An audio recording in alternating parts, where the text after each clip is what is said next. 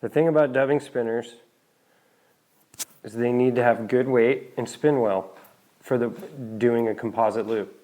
And a big one will spin small stuff, fine dubbing loops as well as any other spinner. But lighter spinners won't spin heavier collections of materials, where that is the reason that we settled on this weight and this design, is to allow you to tie everything from top to bottom, from little tiny flies to big steelhead flies, and still have a solid purchase. It's not a petite little tool. It's just about the right size, right weight, and it won't roll off your table.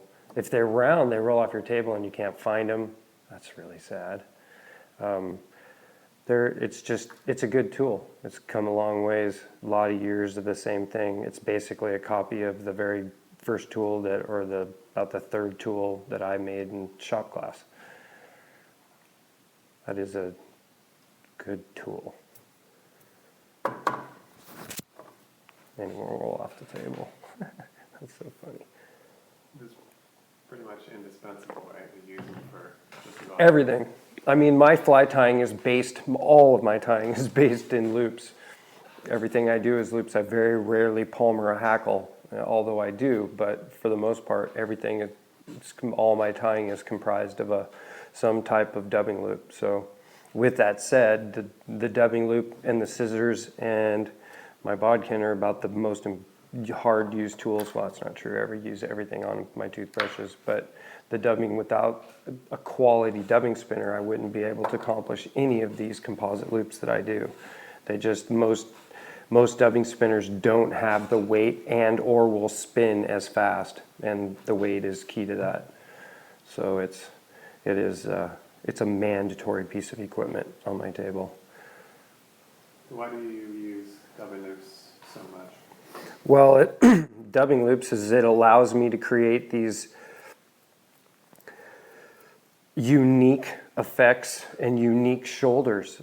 It allows me to, instead of having to be, confined to wrapping on a hackle, putting on a dubbing ball, wrapping on a hackle, and then turning on the proper ostrich tip, I can literally take any material on my table and stick it in a dubbing loop.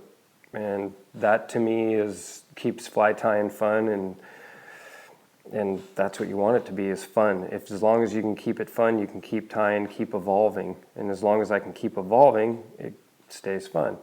And the dubbing loop allows me to continually evolve what I put in it and what it looks like when I'm done. And there's not a lot of methods that have that type of versatility.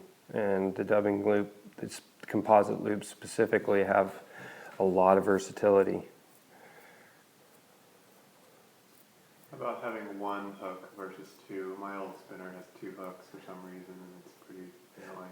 I think the idea behind the two hooks was to hold the loop open, but we don't need to hold the loop open. We need to hold the loop closed. So, and that's just material handling skills. You want it closed at the bottom, and you can open and close it with your fingers. And one hook, two hooks are pretty flimsy, and one hook's nice and sturdy. It's a good sturdy tool. I mean, it's definitely, fly tying's not going to break it. And that's what I want. I want something real stout that's more like a handle as well. Where the little spring spinners, they're a lot more petite tool, and this is fairly substantial, which I think is nice for, I don't have small hands, I have pretty average hands, but it fits in my hands well. I can still have the hook exposed. I can cover the hook up, which I usually do when I'm wrapping, and then it's easily exposed for sticking it in the dubbing loop. It's nice and big. And once again, lots of spin weight. It's really, really easy to spin down, a fair amount of material nice and tight.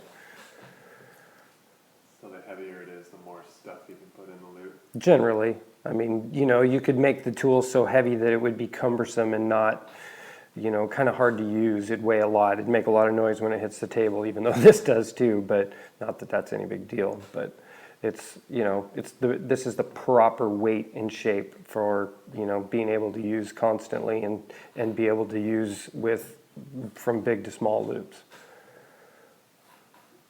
It's starting to dry out really nice.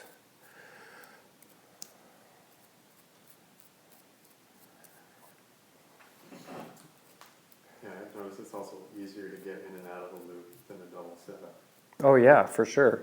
I haven't used a double in so long that I'd forgotten that, because the very first spinner I got had 2 hooks on it, and I think I broke them pretty, it lasted quite a long while, but I ended up breaking both hooks. And so I drilled a hole all the way through it and put a piece of stainless wire that basically looked exactly like that.